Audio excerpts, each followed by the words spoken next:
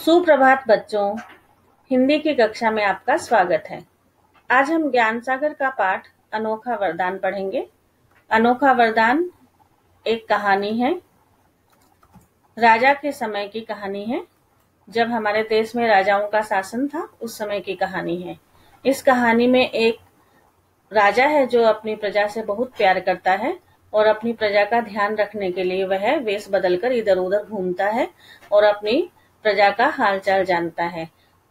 जब वो एक दिन जा रहा था किसी गांव में वेश बदलकर, तब क्या घटना हुई इस पाठ को पढ़ते हुए हम समझते हैं। चलिए हम पाठ पढ़ते हैं। पाठ पढ़ने से पहले कठिन शब्दों को देख लेते हैं। भेष, रूप, लालसा, इच्छा, नियुक्त, लगाया हुआ, विदूषक, मस्खरा, अतिथि, मेहमान, प्रथा, रीति रिवाज, गृहिणी, घर की मालकिन या पत्नी, मिजाज, स्वभाव। पाठ का नाम अनोखा वरदान। अनोखा यानी अद्भुत, पहले जो किसी को न मिला हो। वरदान तो हम सभी जानते हैं, इच्छा को पूरी करना वरदान कहलाता है। अधिकतम हम ईश्वर के प्रति हम जब आस्था व्यक्त करते हैं, पूजा करते हैं, कुछ उनसे चाहते हैं और वो मिल जाए तो हम कहते हैं ईश्वर का वरदान मिला। लेकिन इस पाठ में राजा ने वरदान दिया है अपने नवयुवकों को। तो हम इस पाठ को पढ़ते हुए देखते हैं क्या कहानी है इस पाठ की। विजय सिंह नाम का एक राजा था। वह अपनी प्रजा का बहुत ध्यान रखता था। एक बार वह तूफानी रात में घोड़े पर सवार होकर एक तंग से रास्ते से जा रहा था। वह भेष बदले हुए था। मामूली कपड़े पहनकर साधारण जनता के बीच जाकर उनके हालचाल का पता लगाना उसका नियम था।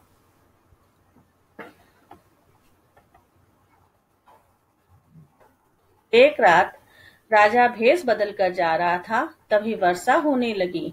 कुछ ही देर में वह बिल्कुल भीग गया। परंतु उसे इसकी चिंता नहीं थी। उसे अंधेरे की भी परवाह नहीं थी। वह धीमे धीमे लेकिन सावधानी से चला जा रहा था। उसके घोड़े का पीछा करते हुए डाकू भी चुपके चुपके चले जा रहे थे। डाकू राजा के शानदार घोड़े पर हाथ साफ करना चाहते थे। अचानक डाकुओं ने राजा को घेर लिया। राजा एक बार तो सकते में आ गया, मगर वह घबराया नहीं।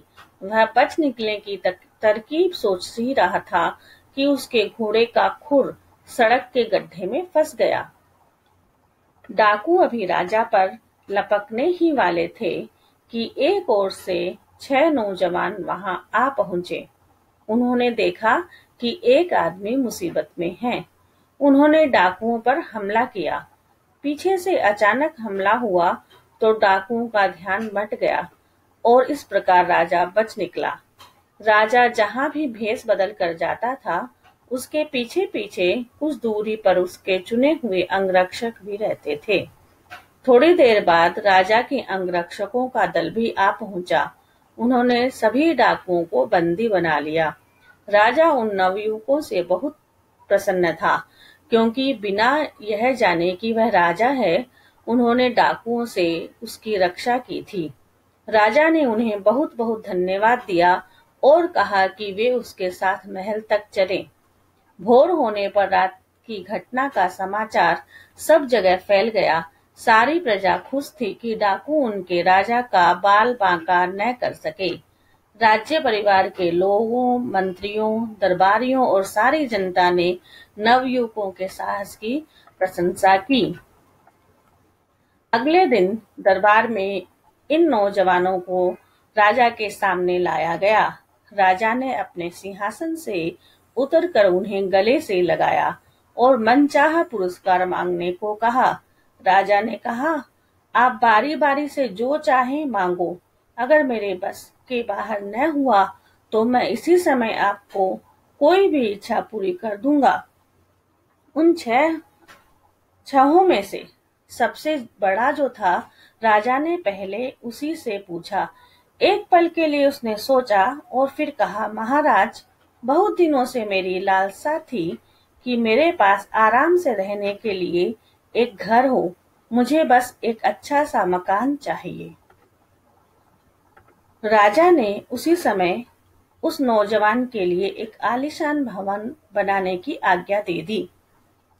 अब दूसरे नौजवान की बारी थी। वह अपने पद में तरक्की चाहता था। राजा ने उसे राज्य दरबारी नियुक्त कर दिया और इस तरह उसकी इच्छा पूरी की। तीसरे नवयुवक ने कहा, सरकार, मेरे गांव के लोग हर सप्ताह नगर में सब्जी तरकारी बेचने आते हैं। गांव और शहर के बीच कोई अच्छी सड़क नहीं है, इसलिए उन्हें बड़ा कष्ट होता है, खासकर बरसात में। मेरी विनती है कि एक अच्छी सड़क बनवा दी जाए ताकि उनका कष्ट दूर हो। राजा ने उसी समय सड़क और पुलों का निर्माण कराने वाले मंत्री को हुक्म दिया कि फौरन सड़क बनाने का काम शुरू कर दिया जाए। जब चौथे नौजवान से उसकी इच्छा पूछी गई तो वह शर्माते हुए बोला, महाराज, आप मेरे पिता समान हैं। मैं एक सुंदर पत्नी चाहता हूँ। राजा के विदूषक की एक सुंदर कन्या थी। राजा ने विदूषक से पूछा। उसने खुशी से उस नौजवान को दामाद बनाना स्वीकार कर लिया। पांचवें नौजवान ने धन मांगा। उसी समय बोरों में सोना भरकर उसे दे दिया गया। अब छठे की बारी थी। उसने कहा, महाराज, मेरी बस यही इच्छा है कि जब तक मैं और आप जीवित रहें, वर्ष में एक दिन आप मेरे यहाँ अतिथि बनकर आएं। इस अनोखी इच्छा को सुनकर सब हैरान रह गए। सबने सोचा, ये कैसा मूर्ख व्यक्ति है, अपने लिए कुछ भी नहीं मांगा, बल्कि राजा को अपने यहाँ अतिथि बनाने को कह रहा है। बहुत से लोगों ने तो नौजवान को मूर्ख समझा। स्वयं राजा को भी यह बात अजीब सी लगी कि नौजवान अपने लिए कुछ मांगने के बजाय उसी को अतिथि बनाना चाहता है। लेकिन उसने तो शुरू में ही कह दिया था कि जब तक उसके वश में होगा वह उनकी इच्छा पूरी करेगा। बस फिर क्या था, वर्ष में एक दिन और एक रात उसने उस नवयुवक का अतिथि बनना स्वीकार कर लिया। जब राजा ने इस बात को स्वीकार कर लिया तो अन्य जो विभाग रहते हैं, राजा जैसे सरकार में अलग अलग विभाग रहते हैं, वैसे ही उस समय में विभाग तो होते ही थे मंत्रियों के अधीन। उन सबकी जिम्मेदारी हो गई, अब हम क्या करें। तो अब आगे हम देखते हैं। अब राज्य सरकार के विभिन्न विभागों की जिम्मेदारी हो गई। राजा जब नौजवान के घर जाए तो उनके दौरे का ठीक ठाक प्रबंध हो, न राजा को किसी प्रकार का कष्ट हो, न उनके सेवकों को और न घोड़ों को। बढ़िया सड़क बनाना जरूरी था ताकि राजा का रथ आसानी से जा सके। फिर यह प्रश्न उठा कि राजा एक छोटे से मकान में दिन और रात कैसे काटेंगे, कहाँ उठेंगे बैठेंगे, कहाँ खाएंगे पिएंगे, कहाँ सोएंगे। अतः राजसी ठाट बाट के लायक एक महल खड़ा करवाया गया। लेकिन नौजवान अपनी मामूली सी आमदनी में इतने बड़े महल की देखरेख का खर्च कैसे चलाएगा, कैसे राजा और उनकी संगी साथियों की देखभाल करेगा। इसके लिए उसे बहुत सारा धन दिया गया। सरकारी खर्च पर नौकर चाकर भी दिए गए। पुरानी चली आ रही प्रथा के अनुसार राजा किसी राज दरबारी का ही अतिथि बन सकता था, इसलिए उस नवयुवक को राज दरबारी की पदवी भी देनी पड़ी। अब तो उतना ही सम्मान होने लगा जितना उस किसी राजकुमार का होता था। यानी राज दरबारी बन गया, महल में रहने लग गया, तो उस छठे नौजवान का सम्मान राजकुमार के समान होने लग गया था। अभी एक और बात बाकी थी।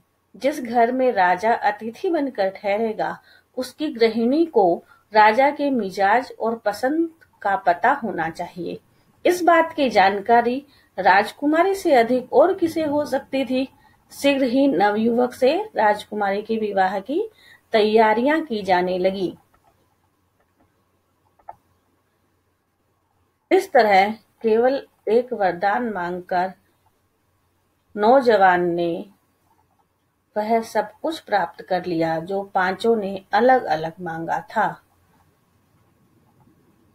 इस कहानी के लेखक हैं मनोज दास। तो इस कहानी को जब हमने सुना, पढ़ा, तो हमें समझ में आता है कि बुद्धि बल से बड़ा बल कुछ नहीं होता।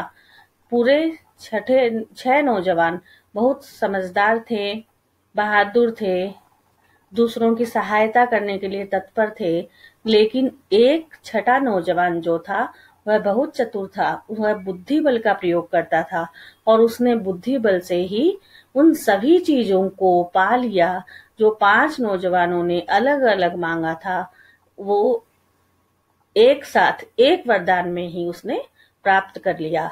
तो बच्चों, इससे हमें पता चलता है, कभी भी हमें कुछ काम करना हो तो हमें अपनी बुद्धि का प्रयोग करना चाहिए। धन्यवाद।